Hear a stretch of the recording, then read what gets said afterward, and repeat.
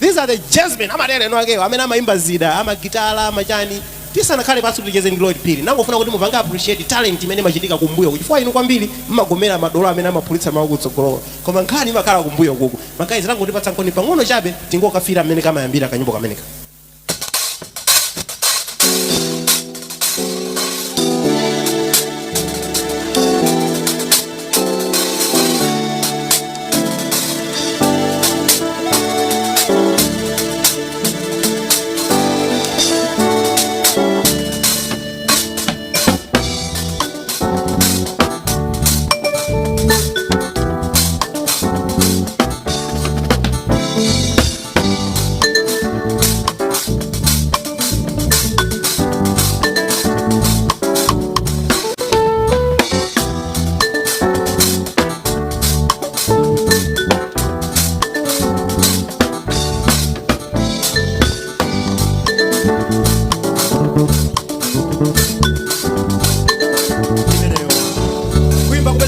Kwa azida ukaoka kuimba nyimbo imene amatisache asafulumira nyimbo ya Lloyd Phiri and the Happiness Voices. Made manene yakuti tabwera kuno kuti timve zambiri za Lloyd Phiri komanso the Happiness Voices. Nangofuna kuti mwina tisanambe nkati mwambiri kucheza ndi Lloyd Phiri tidziwe anthu amene wakhala akuimba nawo. Ndiye tingokhazikika bwinobwino kuti tsopano ticheze ndi Lloyd Phiri komanso nkati mwa ndimemo akhala kutipatsa zina mwa nyimbo zimene inuyo mmazikonda kwambiri za Lloyd Phiri and the Happiness Voices. Program ene ndi Cruise 5 kukufikana kuchokera ku Bear achamapanga mbewu zosiyanasiyana za tikab. Musatalikire tilipo pano Lloyd Phiri and the Happiness Voices. Tipanga skani mkuluyu amene atuze zambiri za bandi imeneyi komanso yeyu si wachilendo pankhani za anthu oimba. In fact, I think you are among the few people amene anayamba kuimba kale amene mpaka na panopo mukadaimba. Chifukwa ena agonja mkatimu anasiya kuimba anamba kupanga zina ena anatsikira kuli chete koma iweyo you are still alive and still going strong. Ndi nthawi yanji imene munayamba kuimba munja amene munayamba nyimbo zoyambirira zija achina afuna ulape? When was that? That was imene January 1998. Yes. Koma kuti tuluke inatuluka 1999. Yes. So 1998 pano tikucheza in 2024, yes. Which means padutsa zaka kwa almost 26 years. Yeah. So Lloyd Phiri dinako ndilobisa zinthu kwa mifa Phiri sizo ndi wakutiko yani.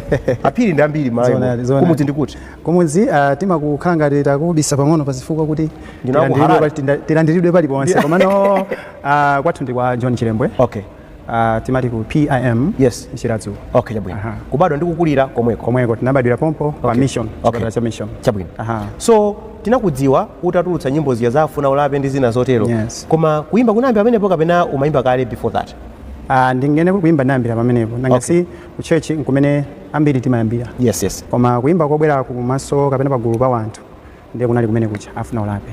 But you were still a young boy in time. Very young. Unawachipere 17, 18. Yes. So kuyamba kuimba kunali kuti inali decision yoto wasankha kuti ine ndiyambe kuimba kapena unangoona kuti mwayi wapezeka basi ndiimbe ko nyimbo. Chifukwa ina makhala quite intentional about things. Of course. Ndifuna ndiyambe izi ndipo mission yanga ndi ndifuna ndikafikire apo. Namangopeza kuti zinthu zafika wailowa basi. Iweyo story yako ndiyo tani? Okay, ine nali Yesu Kristu ndechiyambi. Okay. Because initially I was ndimapanga plan kuti ndizangosewera mpira. Umasewera mpira yathu inali imene. Oh. Kwa basi. Okay. Timasewera Wanderers Youth. Okay. Ndeli malingali azoti tikalowe main team. Okay. In the process nali Yesu Kristu ndi zaka 17. Okay.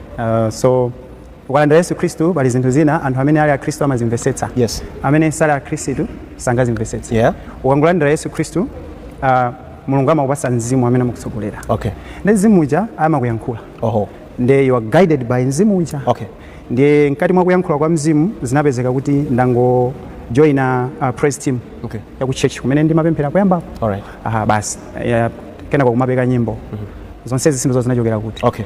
Basi kena kwa ena ulipasa 500 wacha kuti ntamene single ina 500 wacha. Yo do 900. Kama tupeze 500 yo silero. Ajoka kunali kwambiri. So 500 kutulutsa nyimbo. Anatipasa 500 kajambule nyimbo. Abe ndana na 500. Umukumbukira kapenda unakuma ndi munthu ina kuti ku church. Oh, ku church. Yes, mkumbukira. Okay, all right. So we had a successful single yomwe najambula ndi Musagwedezeke.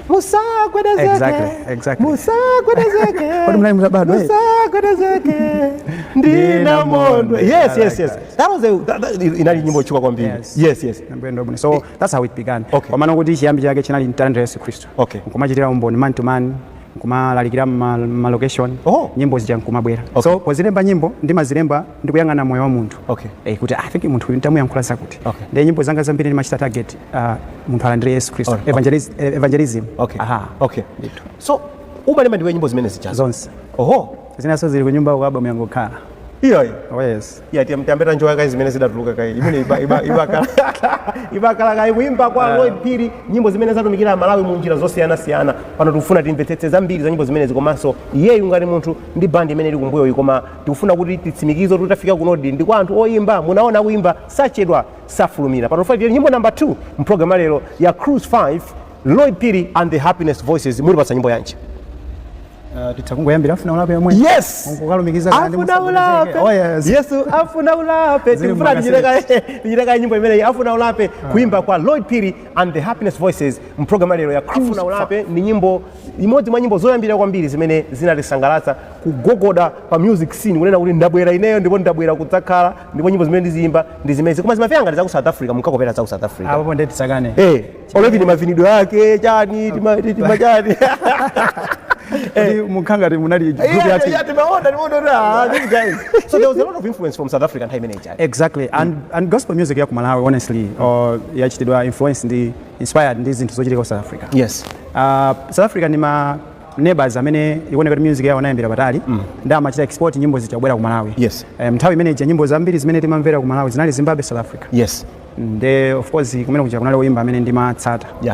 Nkati mopekamo ndimaona kuti mchalichi nyimbo zimene zili zoyenera timasankhaso chuni pali chuni cha church ndi pali chuni cha za dance zina ndi zina ndi tinasankha chimene chichi chinagwira bwino kwambiri and music yako inakhala popular kwambiri atiuza kuti nthawi imene jayo music kupanga compare ndi panopo zinali bwanji chifukwa ndimakumbukira nthawi imene jakuda kaliti makaseti nthawi imene ichi machita kukusa ide kupanga rewind chani mwina mudafunsa so ndiyankhe mwanzi ndimanena kuti nthawi imene jayo ndi imene zili pano zikusiyana bwanji ndi imene nyimbo zimene magulitsira popularity ya nyimbo ndi imene zili pano kumbali ya popularity sizinasiyane kwambiri amene amachipangisa kuti chinthu chija chidziwike ndi TV ngati imene ili Zodiac and my radio stations so anthu aja akamvera broadcasting yanu ichi anthu amayamba kuchikonda chija so ndinganero in terms of popularity same kwa ine uona kwanga in my view kumbali ya sales kumene kuku kwasintha kwambiri chifukwa choti munthu amagula chinthu chimene chili chotchuka osati chabwino music munthu amagula music imene yatchuka omvera amene chifukwa amakumbukira kumene ena amakhala kuti amayenda mbasi kuchoka kukaronga abwera kulilongwe ayenda ndi usiku amvera nyimbo inake mbasi mosalabadira kuti nyimbo ndiyo nyasa kapena ndiyo tani akayimvanso nthawi ina yake kaya mtown kapena ku nyumba imakumbutsa ulendo amayamba kuikonda ndamaneta ndikireniso ka nyimbo zinthu zondokakonda chifukwa chani so nyimbo kuti itchuke imatchuka chifukwa choti ikulira kwambiri mukubwereza chinthu chija so I'm lost a bit. Popularity. Okay, popularity. Tikumvana chifukwa chanena kuti timakamba za kutchuka kwa nyimbo zako. Kunena kuti nthawi imene ija anthu nyimbo mwina tikhoza kuti amangozimvera akamayenda pa basi imene kuneneramo haya makaseti machani koma panopo zoneka kuti pa music scene papatelera kwambiri chifukwa nyimbo ndezi kulowamo zambiri zamakono komanso masiku anthu akumamvera mmafoni mmachani so for you kuti nyimbo zako zipange stand out si chinthu chamasewera of course so like I was saying kuti nyimbo akazimva kwambiri ndi pamene amazikonda so tsiku la lero tili ndi kubwera kwa technology technology ja anthu amene tinayamba as you were saying kumayambiriro kuti oyimba ina nayamba nasiya china chimene anthu afokera pakatipa ndi kubwera kwa technology afoka chifukwa chani in my view chifukwa choti ndidakalipo bwe ndadziwa zimene zimachitika poyamba ndi zimene zikuchitika lero ndasiyanisa kuti okay music imene tikutulusa ife anthu amene tinayamba kalekale yakumana ndi generation imene ili ma 17 years 20 something ndi kuti chimene wakuona anthu amenewa chifukwa cha makolo awo amene achita groom anapasa sanga mafoni a Android so anthu ajali exposure ili pa phone paja amaona anthu akunja amene ili music ndi zimene zija anaja zachita influence okay now nyimbo zangati zimene timayimba mbuyomo even anthu oyimba secular or gospel imene ija ndi music timasakaniza kwambiri za Chimalawi muli mukamvera nyimbo ngati zaine zimamveka bindi tu Chimalawi you can tell kuti uyu ndi wa wathu ndi Malawi ndemone zimene akuimba no anthu ena pano gospel ina sinchiwa maina komanso secular zikumatenga nthawi kuti udzozoti ndi yakumalawi okhapo kayimbe chichewa So exposure ijathandizira kuti music isiyo ku Malawi itukuke chimene ndi chinthu chabwino ikutukuka. Koma anthu amene akuchita maonera music ija pa phone consumption ya zinthu zathu zicha anthu amene akumvera aja achuluka kwambiri ama 17 years 30 less zaka zaba ndi anthu amene wazimene akukonda ndi zimene akuona kwambiri pa phone. Ndikuti kwa ife amene tinayamba kale akumaona rawanda Malawi anzanga pa nthawi yathu kunalibe technology ndiye ananasa naone zinthu zakunja ndinaziona ndine woyimbane ndiye ndikabweresera amanditenga wapa mwamba tiye ndipite ku show tikaone tikamuona amene lero aona kunja kuja aona uyo abwera ku Malawi ala teziona kale pa so there is a challenge kuti tithe kuchita dominate. So we accept that these are the changes we currently have, but that does not stop us from mwaimabe kukankha. Kwambiri pali zinthu zingapo zimene ndinafuna kumvetsetsa. One, panadzatuka ka debate pa social media padzanapo nkhani ya kuti kodi uyu amaimba nyimbo za gospel kapena amangoimba nyimbo. Ndiye anthu amanena kuti ine ndimaimba nyimbo zina zizonse zimangochitika kuti nyimbo zambiri zimene ndimaimba ndi za gospel. Ena amanena kuti ine nimaimba nyimbo za gospel ndipo sikuti ndingakane sikuti ndingapepese ine nimaimba nyimbo za gospel.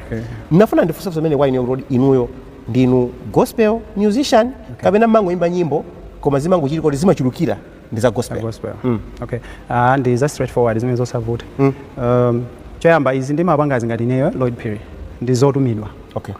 Chifukwa chimene ineyo ndili si chimene thupi langa limafuna. Ndikutanthauza yani kupanda kulandira Yesu uja sibwezi ndikumalemba nyimbozi nkumayimba nkumapanga machuni. Phiri ndikuzeni eti gospel ndi good news yake osati yanga ya zachikondi chabe ngoti I love you hey you are my chan no ndikuyamba za chimene chimapanga moyo wako kuti uzikhala in right standing ndi Mulungu. Timakakamiza zinthuzi. So kukuyankhani funso lanulo ndinena kuti nditalandira Yesu Khristu ananduza ndiziwerenga Bible. Bible muja tinapeza zonena kuti iwe ngati wotembenuka mtima ukuyenera ukauzenso ena za umboni wako za kupulumutsidwa kwako kuti enanso amziwe Yesu. So zoyimba zinabwera ngati pamwamba ngati bonus ya chinthu chimene ndinali kale. So pa bonus ipo kwabwera kuimba ndiye kuimbako kwa gospel kunena kuti good news. So ndibeso nthawi yoti ndikapeke ndafuna kuphutisa second to size bwino machuni masamples onse bwino koma munasankha pa nthawi imene tidzati tagona pano Mulungu adzatifunsa kuti luso nakupasa laulere kuti alandire Yesu Khristu ukagwiritsa ntchito motani. So mukandiona ine muzingoona mawu a Mulungu. Pala anthu ena amaimba nyimbo za gospel chifukwa choti ali ndi luso loyimba pamene ena amaimba chifukwa choti ndi alaliki ndi mwina amagwiritsa ntchito kuimba kucha pa ulaliki wawo. Those are two different things. Inuyo ndi woyimba kapena matumikiranso kutchalichi? Ndimatumikiranso koma no ndimatumikira akandipempha kuti tatilimbikitseni. Koma ine ndimakana kuti ndikhazikike kumeneko kuona kuti gap imene ndichite creative vacuum iyi ikhala opanda wochita feel chifukwa ndikamayimba ndimayitanidwa madera ambiri. Ndikayamba kulalikira anthu ochepa ndiye ndikhala ndi anthu omwewo pamene ulilipo pamene ndine munthu wa anthu ambiri. Kuimba kumene tufuna tichite pano ndi nyimbo imene tufuna pano nyimbo number 3 kuimba kwa Lloyd Phiri and the Happiness Voices amene tikucheza nawo amene tinayamba kumva nyimbo zake kale ene mkulu amene adakalipa kuti amene omasako kalamba yayi kadazi kapereka kusuntha koma sakukalamba exactly pena kaonekera 1998 chithuzi chamkuyu kuti ulengapa kuyikapo ungoti kanyamataka ndikakuti usachita zimana apa muli pasa nyimbo ya nyimbo ya number 3 imeneyi tikupatsani otingophulisa yonena kuti wonkana Yesu sakalowa mwaona imene koma ndi yapo mpano sipo mpano 2012 imeneyi komabe kupitenga ndizo 1998 izo mundi pasa zina ndi zina tipanga choncho kandala kanamba kalekale kuimba kalekale 1998 mwayambano kandala mwavomereza Lloyd Phiri anamba kuimba kalekale 1998 mkonde nyimbo number 3 imene program ya tayo ya Cruise 5 tikucheza ndi Lloyd Phiri and the Happiness Voices. Pano anthu akuimba nyimbo zosiyana inu munasankha kuti muzimba nyimbo za uzimu ndiye anthu amene amaimba nyimbo za uzimu ukafunsa kuti kodi mumayimba zimenezi kuti mupeze ndalama kapena mumayimba zimenezi kuti mutumikire amakhala ngati kuti amachechema Inuwe simuchechema? Pang'ono pomwe. Inu mayimba nyimbo zikuli mutani. Basi ufalisa utenga. Kufalisa utenga. Now that is why I wanted you to say it panoka. Chifukwa chonena kuti anthu ena amene kuti ngati pana anthu osaukitsitsa kuno ku Malawi ndi anthu oyimba nyimbo za Mulungu. Chifukwa chonena kuti anthu safuna kupatsani ndalama zimene mukuyenera kulandira. Kuti apite wa secular achacha mtengo amulipira. Koma inu yangu kuti mbale zikoma kwambiri mbale kugwira chanza kuti iwe kuona kuti basi this is it suti mavala zilemekeza so now inu ndio limezo mulibera zokathu nanga si inu mangoyimbira kuti mutumikire utenga tsokolere muli apa gospel music ku Malawi kuno ndikamba za ku Malawi mulibe mo drama and we know akasa kuna mizeni chifukwa for instance project imene ndatulusa cha kumapeto ndalawe some close to 12 million 11 point something yalowa bwanji anthu akabwera kuzaimba magitara awa mwaona akuimba iziwo ndi akabwera ku studio akafuna kundimbira bass amachaja engaro bass fayo ndi ntchito akonoranga ng'ambe amene ujanamo ineyo ndachita create bass gira ujaonora Katundu so amasewera yayi amene yuyu kuti ayigwire bass yo wa trainer kwa zaka mwina 5 so it's like iyeyo ndi ntchito yake ndi employment ndi ngomuza kuti ayi mbali mafuna mango nthandiza ngondaliseni so tikapasa ndrama anthu amene wakaimba ndekha ndimayimba ma keyboards nanga si chinthu chija nachiyamba kalekale chifukwa ndi zimene ndimapanga ndimayimba keyboard patali bass ndi ma drums koma ku studio timathera pa keyboard ndi apasa zawo ndi kubwera oyankhira ma voices ku studio sindimatenga timu yonse ndimangosankha kuti voice ikundiyenera pa nyimbo iyi ndiwo ndiapatse then from there ndikuti tipange ma cover design afuna drama and then from there tifunse wa ma video atu zata video almost 400 ndipo ndi 350 ndipeze ataya imene yavala 400 yo mukamati 400 mwanga ndi 400 ndetu ndikuti kachipa akuza 100 koma ndiye kuti izatha kalekale azikuza mbiri kumaliro asolezo nacho ndero wabwera wina 400 ucha umutenga wapita kala ndikuti awa ngati happiness ana Mulungu tioneke bwino tsokolere jekete isi amasewera ndaona kale Katundu baba muli kudzoza mu jekete limene ndinothwanima kwambiri atiuzitamandira mumafuta amazika zonse pamodzi ndikuyamba kuyendayenda kujambulisa patere pamalo wa drama ndiye ngati apapa ndinatulusa nyimbo zonse as a team ndinatulusa nyimbo 9 so mukawerengesa ndrama zambi so I went to China 2019 nakapanga unfortunately nangoyiwala ndimafuna ndibweresere ndi ma flash cards tinakapangisa ma flash amene amaoneka ngati ATM card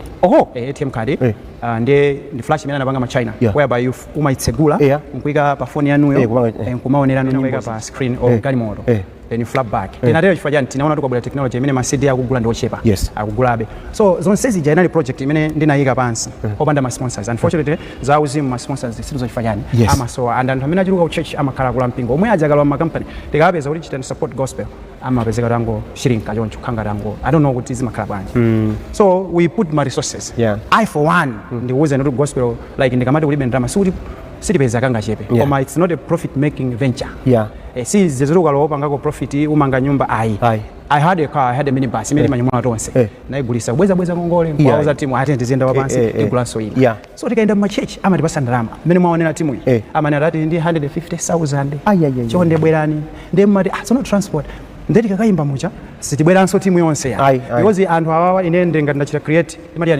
employment ndi anthu amayeneka kuti azilandira ti allowance and performance iyi ndi imene ikupita izilala chifukwa choti tikuchita compromise kuti oyimba asabwere ndi full band apa sisi kukoma apa inuyo izi simunazikonde zimenezi then ndibwere ndi flash ndingoyika flash wina wake apa basi imene ndakulira ndayika flash basi ndizipa asizo nyimbo number 2 ndema amadzayika nyimbo number 3 mbali ya jamaa ndipesa pa 3 minutes umuyangana tasintani nyimbo gospel ikamaenda chonchi ndekuti zikulakwika chifukwa mzimu oyera kuyankhula mukamayimba then tikamayimba live mucha zimakhala bwino so ukalandira ndrama icha tikaigawana timaoneka kuti inebe ndasala ndi kanthu kuti sitingachite sustain ministry so to cut it short I would say gospel music needs support massive support ndipo chomvetsa chisoni ndichi inuyo ntchito yanuyi ndiyovuta chifukwa simungabwere ndi half a guitar yayi kuti malinga ndime popeza munapasa ndalama yochepa ndibwera ndi guitar yodula kapena ka drum ningo guys imezi mungotenga ka drum kakang'ono kacho no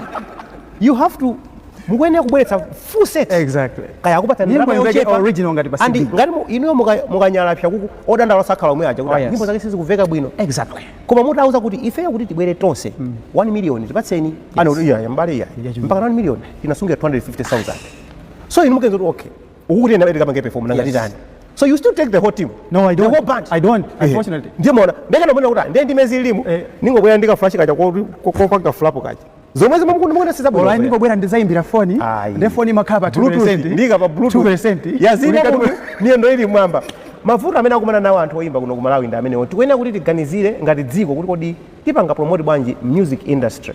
Ma live performances ngati awawa makamaka kwanza athu a gospel. Ndinaona this is a hot issue. Even panopo kuti mupite malo amene anthu amapanga ma live show a gospel. Muzoti anthu anasiyasiya kupanga ma live performances. Zomwe zapepa ndi ma festival omwewa basi ayi chani andi zambiri ndizasekira. Koma yeti timanena kuti ngati dziko chiwerengero chachikulu kwambiri ndi cha anthu opemphera. Yes. Mavuto imene ndi lalikulu komanso Mulungu atithandizire chifukwa ndimapereka chisanzo cha there was this day I was watching church china chake sinditchula chindi ma members close to 3000. Okay. Ndiye tsiku ili ndikuonera service yawo live service. Kuona ma viewers alipo 23 less. Ma viewers 23 less. Church cha ma members close to 3000. Okay fine. Chabwino anthu 900 ali mu church. Komano ena aja. Munduzo zoti sangakwanise service. Kangati kuti zinthu izizi masiku anowa zikukhala zolemetsa kuti anthu azilandire anthu akumva kukoma kwambiri ndi zina zoti asadzudzulidwe. So ndi nkhondo ya uzimu yonena kuti masiku osiriza. I think more investors chimene nthawi. Ndikumva. Iyi ndi nkhondo ndipo tikuyeneka tikakamiza. That's why ine ndikufana kuzawa zoti mfumu David atatumikira Mulungu mu nthawi yake yonena kuti ndagona pano Mulungu anamuombera m'manja. Because tikalimbana ndi zina nzabwino ndithu sikutinso tichite kusauka ayi. Komano tipange zinthu zoti tikapeze populumukira pamaso pa Mulungu. Awati akena kwansanjika manja apita pamene tichite apa ya kusandigwire mwati tisamagwirane yayi awati pempherera tisanafika kuti atipempherere chite nyimbo number 4 mu program ya Cruise 5 nyimbo imene anaimba ndi Lloyd Phiri komanso the Happiness Voices amene ali kumbuyo tinachita omkana Yesu sakalowa kumamba nyimbo number 4 ika nyimbo yanji imene ikhala pemphero silinama imene ili mu album ya tsopano ngati mutu wa album awati pemphero ndi chipolopolo mapemphera lero muona ngati sizinachitika zitayambika kumbuyo dikirira kaye mbale dikirira kaye mulongo kuzangocheuka udaba uta pemphero iyi ndinanena kale lapherezera pa Apostle Peter anali mundende. Okay. Anthu akupemphera aona kulizi amapemphera ndithu malonga tani. Yes. Atembenuke ukudaba Apostle akubwera akulowa utanda tulukatu angelo ndi masuwa maonyola. I'm free. Pemphero sina. Cruise 5 lero tikucheza ndi Lloyd Phiri and the Happiness Voices. Amene kucheza naye ndi Lloyd Phiri. The Happiness Voices ndimene ili ukuyi ndamene akumadzathirira mang'ombe ake mkati mwa kucheza kwathu tinamva kale kuti muli ndani ndi ndani mmenemu amene ena anayamba kale kuimba ndi Lloyd Phiri koma ena akulowa mkatimo kusenza kuti life idakalipo ndithu kuti bandi isaferetu yayi. Program imene yufikani pano ndithandizo yochokera ku Bear amene amapanga mbewu icha ya decab. Ngati mukuonera pa TV muona kuti pali ka QR code pakona mukhoza kapanga scan pamenepo kuti mumve zambiri za zimene amapanga a Bear mbewu zawo zosiyanasiyana zimene ali nazo. Anthu oyimba amakhala ndi ma approach osiyana-siyana ku maimbidwe yawo. Ena akhala akudzudzula kuti mwina chinanso chimene chikupha anthu oyimba nyimbo za gospel luso lanu ndi kuti simugwirana manja yayi simapangana support. Kuti muone panopo makamaka generation ka chinyamata kamene kabwerapo akumapangana support kwambiri. Akumamenya makolabo kusenza kuti mmagawana kaluso kacha komanso nzake kakhala ndi show akumapangana promote guys tipite ndoti mafans awo uyu akuapanga transfer kwawo choncho kuona kuti guys chinthu ichi chikatale sazingothamangana choyeka sizipita patali ya imwe mungakhepo chani pakhani imene mama wako mbali ya inu ngati oyimba nyimbo za gospel. Well ineyo chikhalidwe changa since album 1 focus yanga ndikamatumikira ndimaona kuti ndikhadi singakwanitse sinimaitenga ngati music ndimatenga ngati utumiki. Okay. Ambuye Yesu Kristo anatuma anthu 70 mabible ena bantu anthu 72 ndi symbolic yonena kuti ngati mukatumikira muzilengana anthu ambiri. Okay. Mugawane mwina awiri so ndakhala mwachisomo kuti nangofikira kudziwiketi ndi chinthu chapamwamba so ndimakoka anthu amene ndimaona kuti koma ine chabwino madziwa oyimba afe ndikukuzeninso ninji timapezeka kuti achuka ndi nyimbo iweyo mkati mwako kumadzoti nyimbo iyi ndiyonyasa nkumadabwa kuti koma wina wake oyimba nyimbo yabwino chilichonse chili mchimake koma sikuchuka zimachitika. Nde ine ndimasaka anthu ngati amene achioneka kuti uyu ali nyimbo zabwino koma chifukwa chani ine anthu andilandira zimwe kwambiri uyuyu bwanji ndeni makakoka. The likes of Toko Katimba amene pano kwa munthu sunga chule zabwino. The likes of King James. Magi Mangani. Nthawi yoyo inali timati favorite sisters. Mariam Geoffrey Zigoma just to mention a few. Ndi anthu onena kuti pa nthawi yo amakankha koma popeza ine ndadziwika kale. Iwo aja sakudziwika. Ndimakumbukira mpaka na nzanga Toko Katimba nane kuti koma he came home. Iwe umatani umapereka ndalama zochuluka bwanji iwe ku radio kuti anthu azikuyikira nyimbo komanso uzingochuka. Ndi namfusa ndi kuti ndachuka no kwambiri mpaka na mapafu sakutama mpaka bwanji ndi namuza labwera ni kuno Phiri choyamba nchisomo koma ndikuona ngati chinthu china teni tikhale ndi nthawi yokwanira yoma kayimba madera ammizi. Ndi kuti ineyo promotion imene ndinapanga music seko yanga nkumako kanthu kumapondetsa malolo tiye kuti tipite uko tiye tipite uko ukayimba kuti ukayimba kumuzi ngati wakayimba kumchinji for instance kwa chokera Blantyre. Ndi kuti nyimbo zimene waziyimba kumchinji anthu amayimba kuzipempha pa radio. You see so it's like you are marketing your music. So sindimabisira china ndimauza choice of music production mwajambulira kuti quality kali yabwino ndiye ndimako kangata unfortunately anatsika kuichere malemu zigoma I sponsored him my audios onse if you go there mukaona my details my videos onse using my money I didn't ask him kuti andibwezere ndalama so that's how I promoted Anzanga ku studio akabwera I have a studio yomwe ndinamba recording 2006 mpaka na lero ndiye chimene mapanga mene sindimakonda makorabo koma kuti anthu achakabwera mu studio ndimafunsa kuti taimba nyimbo yanu kena kwenda athandizire kuikonza ngataimba mu mavesta bodza kachuni patali then ndimauza kuti ndikuthandizeni kubakira then ndimauza kuti nyimbo ifunika ntsika na wimba mwakuti tantengeni kwachita guide ndikabakira kafuna ti harmony kuti wazimba verse ine ndibwere harmony then that's how I've groomed anthu kupeza anthu achasa kuimba bwino kwambiri uli mpikisano ndikanenera ndipo sasa akuposa so that collab part of it to me ndimaona ngati ndalakwirabe chifukwa choti pang'ono chabe ndimaona kuti anthu be focus be khabe painebe okay and we akapita kaimba kwina kwake verse ngati ndaibanirira ina akaswa omuimbira it's a good idea koma uyo ndimusiya ime paye focus ine azimudwa yeyo ngati amuone kutekera kwake ndikakhala ndi show ndimaita for instance we have a good man here ndani yamaimba mabongos you were showing amene amaimba nyimbo zabwino Phiri koma kuswa promotion and so kwani ndingatandi dziwira roho yaine ya collaboration naiyendesa aisimba nawe zingokuthanza ma backing vocals ku studio kapena kukupezera malo kuti uzikacha performance akuone mukuimba be gospel for chani maimba ndithu apapa kunali kokwanira kunena kuti ayi ndachita gospel music ndi chinthu cha moyo sichizatha mene ndimayamba ine kunali woimba ena panthawi imeneyoyo so mwina ina mmene mwanene atsikira kuti chete ichi chinthu cha moyo chimene ndidzaimbabe kanizafika zaka 100 muzachita kundinyamula kubwera kundikhazika tiimbireni musagwedesa bola ngati mawu akutuluka nkhani ndi imeneyo so gospel ilibe expiry date ndiye kuti walwa manda chabwino ndithu pali chinthu chimene chinakuchitirira nkoni mu ntchito yanu yakuimba chimene maona kuti I think mulungu apapa anandigwitsa ntchito mwapaderadera and ineyo ndimanyadira ndimasangalala kaya munakwanitsa kupanga achieve china chake kaya munakwanitsa kutumikira ina ake kaya maumboni amene mwalandirako anything that you can share with us kuti ineyo ndimachoza kuti ndikanakhala kuti sindimayimba zinthu izi sindikanadzazimva m'makutu mwangapo ndi zambiri koma nkhani ya studio work ndi imene yandithandizira ine kuti ndizikwanisa kuyimabe mpaka na lero mulungu kunditenga ine kundipitisa ku England ndikukayimba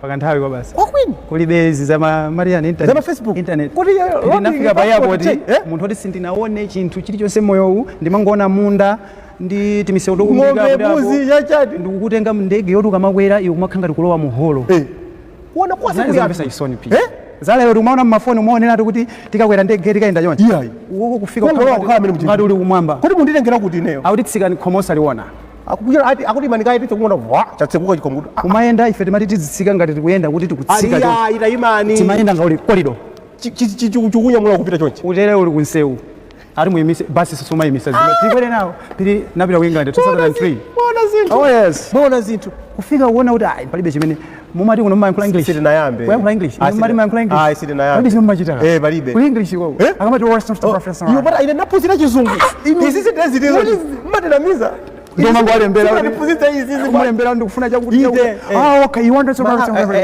yes that one food hungry so kumene kuja Phiri nachilika chisomo naphunzira studio production ku England so from there nagula ma studio zinthu za mu studio kubwera kuno ndinayambanso kuwerenga mabuku zimene mati ndikakhala pano ndimazilingalira nkuthokoza kuti mulungu anandichita zazikulu and I'm the first one to record a live session ija muli nyimbo za live DVD zakale ndine ndekha amene ndinayamba chimene cha banda amandifunsa banda nthawi imene ndichita bwanji so ndimakalumikiza ndekha computer ukapanga play ndoti ndisiya computer ku audience ine kuthamangira pa stage nkuisiya kujambula chifukwa chani pa nthawi kunalibe wozitsala so ndimalemekeza mulungu mpaka tinatulutsa DVD mpaka na lero ndimati ndikakhala ndimati mulungu anandichitira chokoma kundiphunzitsa ntchito ya mu studio kutsogolo kumukuonako chani makamaka kwa inuyo ngati munthu komanso the future of gospel music kuno ku Malawi mwanena kale unena kuti panopo competition ili stiff kwambiri and ngakhale si akoma ndi nkhondo mwanena kale pakati pa secular ndi gospel music for secular yanyamuka kwambiri and mafana akuswa sound osati masewera and kupanda kusamala kupeza kuti kena koso na weso wa gospel also kupeza kuti wajoina ulina osa pamene pajaso kuti masiyatu tumikirwa anthu mukuona bwanji kutsogoloko tsogolo lilipo mu nthawi imene ana Israeli amavutika kwambiri anafinyidwa kwambiri mulungu amakonza malo oti akafikire anawatenga nkukasiya ku Goshen mu Egypt Egypt munali nkhondo njala zochitika zambiri mulungu amangosankha kuti ana anga awa ndi apange sustain so gospel music ikhalapo be ndipo ngati ikhalepo mmodzi mwa iwo ndineyo ndongofunika kuti anthu amene akuimba gospel aziwerenga Bible. Chifukwa ineyo every day I wake up usiku chama 1 or 3 Mulungu amakhala wandidzusa chifukwa mangozindikira ndadzuka. First thing ndimangotenga phone ndiwerenga kani ma chapter atatu kandi chapter chimodzi ma verse 10 at least ndajako china chake information. So information ija ikufunikira chifukwa zonse zikucheka pano ine sindikudabwa zini Bible. So gospel music will stand. Ma project amene ali kutsogolo kupane kuti pali nyimbo zina zake zimene mwangozika mchikwatu kuti mwina panthu yake yoyikika mudzazitulutse kuti nje kutsogolo kukumbali ya iniyo ma project amene mwasungira zimene amalanga makhale babakhu kuti kukubwera chinthu ndikufuna ningopeza sponsorship. As I said kuti panopa ndili nkati mochita recover financially. I'm not poor. Ndi majabu ino mene mundioneramu jekete sola la white koma pamakhala zosowa zimakhala ngati ma finances athu akutikanika kuti tifikire chimene tifuna ta jambo la DVD ya live on stage. Tipangise ndithu kansonkhano kabwino crusade then tiimbe nyimbo zathu tituluseso live DVD yabwino. Then album imene tajambula kale ndikuti tikhale tikutulusa ma video very soon a nyimbo za nyuwani zimene tipezeke kuti tazitulusa. Chimene timangojambuliratu kusunga sudziwa kuti chisomo chigwa nthawi yanji. Ena amapezeka pasidwa ndalama asanakonzeke. Mamara kagwirisa ntchito ija ayambaso zina. So akonzeke kuti kubwera ma video za nyuwani abwino live on stage komanso nyimbo za mu studio. Ina mwa nyimbo imene tukamba za anthu amene abwera ku church so onse amene amabwera kuzapemphera imene takambapo ena ndetisaulira kwambiri chifukwa choti concept ikhale yobisika kuchecha ndababodza pemphera siwonse ndemuziona amene matayetu anthu kubwera ku church kudzakura munthu wadzikonzekeretsa kuti akalandire ndewunikirako ziwiri zitatu mzimu woyera ndithandizire. Mudapangitsa ukwati pompano anthu amatayeka mankulu ameneyo ukwati namba amati 4 ka namba 5 ka mavuto social media of course ndikamawerenga nangasi ndachokera mbuyo momwe kunalibe social media mapezeka kuti kalero anthu amatha kuyankhula ngati menenso amayankhulira pano koma akamayankhula sumamva akayankhula iwe sukumva. So it was good chifukwa zimene anthu akuyankhula apa sunaziziwa koma amanena zoona ngati akunena zoona it's okay. Yes, but I'm saying kuti zimayankhulidwa kuyambira kale kuti ena amanena kuti awanda sataniki mungozimva mwapo ndi apo ndi chifukwa choti sizikubwera m'makutu komanso sukuziona ndiye iwe okay. Unfortunately pano pampezeka kuti pali anthu ena ake amene ali ndi chisomo cha mafoni m'manja. Mwakwatira kangati tiyankheni pano ine ndakwatira kawiri ndiye kuti wakalika 5 imene mistake kapena ka 4 imene je mistake fana amene kuti nkulu amene I think umadabora anthu amene wawa chikwalimbitsa mtima ndi chani information maona ngati mene onda mama kudziwani kwambiri kusiyana ndi ena sindinakumane nawonso. Ndimakumana ndi anthu ena mtauni zawukwati zomwe zilipo kuti sitimakhali mozi kukaliyeka ine amusakane so mufana ndivomene ndisakukhala kukaliyeka. So anthu ngati amene ajama kalemba atamuona kukaliyeka adaledzera iwire ngoti ndapita ku nthawi. So I remember when I was in Blantyre I've lived in Kolokosa mapemphera pa Calvary kumene kuja kumene tili nkati mopeka nyimbo za album yoyamba ndiye kunabwera mulongo wina amaonekabe kuti akuimba bwino ndikuzakhalano mkazi amene nakwatira poyamba uja so mkati mwathu chifukwa choti kuimba tikumvana kuyambisa ma worship ndikuimba ma dance ndi mkati mwathu zimaoneka kuti ndiye kuti tikakhale pamodzi ngati banja. So tikamba za ministry ili apo ikuteka komano tiyambe za banja. So popeza background yanga ndiyoti makolo tilibe I make my own decisions ndimakhala pandekha. So I rise up then zaka 26 nkunena I think ganizo ili tienalo so nkhani ya tienalo tawa project ya banja ine uyankhula ichi peza kuti sichikumveka uko kundiyankhula ichi inu simukumva language yasiyana ma frequency kuti ichi chinchana wina ali pa 108.0 mwa mutupeke nyimbo wina ali pa 72.5 ndiye kuunikira chimene chija kuti anthu angapo kuunikira kuthandizira zinapezekabe kuti I think apa pali vuto ali kupanda kusamala mupeza kuti maononga zinthu zazikulu. So we had to agree kuti let's abandon the project. This is not true. I think nkhani yoimba inali bwino komano uku tasokoneza. So separation nachitika 2012 ndi ku Blantyre kuchokwe so 2012 it's when ndina zabwera ku Lilongwe basi nkumaka ndiye ku Lilongwe kuno yanchiro yanga ndi ama studio basi mangu jambula studio but along the way popeza nkhani maenda makoti ku church panalibe chifukwa chothamangira ngati kuti anthu moyambana kufa kuyambana tikanati nayambana komano kuti language yavuta so we had to give it time. Ineyo 2017 pamene ndimaza kumana ndi munthu wina wammayi amene amazanena kuti ineyo ndimene anandilelera kwathu ndimene ndikudziwira nini ine ndidikira kandi zaka 30 ndikudikirira inu ndinu munthu wabwino. I said, oh, ndine wabwino ine. Mulimba? Inu kudabwa. Ndine wabwino ine. Sinadabwe, ndine munthu wabwino. Ndine munthu wabwino ine. Sinadabwe. Mwaona banja ubwino umenewu ine sindimaona mwa ine mubwino. So by the way, sikuti mmene ndikutero chifukwa anthu ena chimachitika ndi nkhani ya social media yomwe. Yes. Social media ena machita ngati chinthu chothandiza kuti chaibise anthu ena. Yes. No, ine am not here kutero. Okay. It's not right and it's not biblical. Okay. In this case tukamba za marriage. Okay. Not kuti she was bad. Yeah. Tukamba za language. Simunavane. Sina translation ya zinthuzi. It happens everywhere. No, but it shouldn't happen again. Okay. And it shouldn't happen. You said everywhere? No, not everywhere.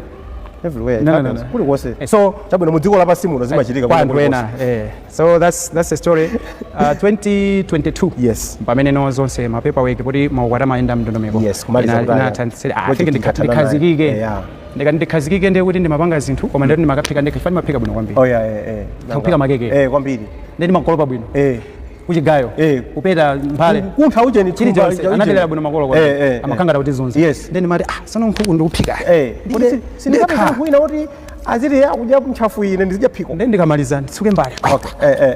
Ndi ndipite ku studio nzikaimba. Yeah. Madzulo ndilabwera kwa sisa banja. Yeah. I think ndipeze wina kuti azindithanga. Mano mapezedwe ndisathamange ndifake ndakhala zaka over 10 years. Okay, yabwino. Kuti panopa ndakhazikika Bible kamanena wapeza mkazi wapeza chinthu chabwino. Panopa kwa ine it's making sense. Chabwino. Ndine munthu wokhazikika muzitha kuona mene ndionekera.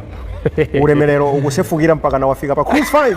Lloyd Phiri and the Happiness Voices. Tikandika kama peto kwa kucheza kwatu ndi Lloyd Phiri. I've got a set of questions which I'd like to ask you, to which you can only answer yes or no. But first I want you to tell us your full name. What's your full name? My full name is Lloyd John Phiri. Do you have any tattoos? Not at all. Do you have any piercings? Tiziyankha mchizungu? Muzungu ndinoka na yes. Okay. Fusani lomalizira. Do you have any piercings? Ayi ndilibe. Pena pali ponse kandolo? No. Ayi. Do you have children? Yes, I have 2. Have you ever shot a gun? No. Have you cried over someone?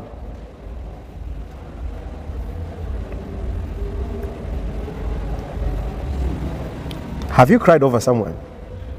It's yes or no? No. But you had to think about it. Have you fallen in love before? Yes. Have you killed a chicken before? Many. Yes. Have you gotten into a fight before? Yes. Have you gotten any surgeries? No. Have you ever been hospitalized? No. No. Have you donated blood? Yes. Yes. Do you know your blood group? No. Have you ever smoked weed? Yes. Do you smoke weed? No, I don't. Have you ever drunk alcohol? No. Do you drink alcohol? No. Would you drink alcohol? Not at all. Have you broken someone's heart? I don't know. Have you had a crush on someone?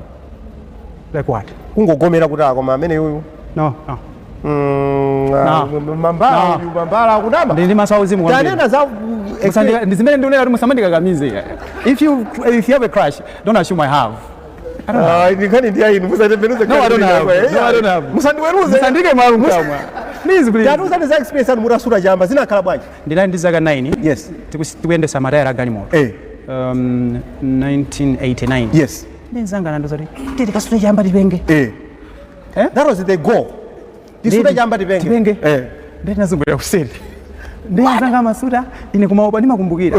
Ndinatenga tayara langa apo kachengerengera. Ndatisoma ndikapenga ndilowera. Nakoka. Kama kamozi. Namvika fungo lina lake ndi chifo cha mantha naona ngati ndapenga ndapenga. So that's why I said I smoke weed mwaji bwana kamozi ndimakumbukira kuti come after that simnazulesa. No, I can't. Tikumaliza yonke kucheza ndi Lloyd Phiri and Happiness Voices. Ndili ndi kamphatso kamene kachokera ku Beya anzanga andibweretsere kuti ndikupatseni anena kuti tonde mukapita kumeneko mukapatse komanso mukapatse ma members wose motauze namwerulire kumwe. Kodi mwati Beya ndamene akupanga mbewu ya decaf. What is it? Yes. DKC ndi DK mbewu zosiyana. Mwabweresa mbewu atikadzale. Mukadzale. Tipatseni mphatso zija kuti tapatse anthu amenewa azipita kusangala. Pamene ndikugawa mphatso zimenezi mundiunikire kuti timaliza ndi nyimbo yanji program ya lero ya Cruise 5. Zamukwambiri. Tikamamaliza nyimbo iyi tithokozenso anthu onse amene amayima nafe ngati Happiness Voices. Yes. And Lloyd Phiri. Yes. Alipo ambiri amene mumatithandiza tili ndi Atamala Safety Products. Timati atimangoti azina Lloyd Chimuna Phiri. Ndi amene ayiniwa kamalo ano komanso instrument alipasa yaulere.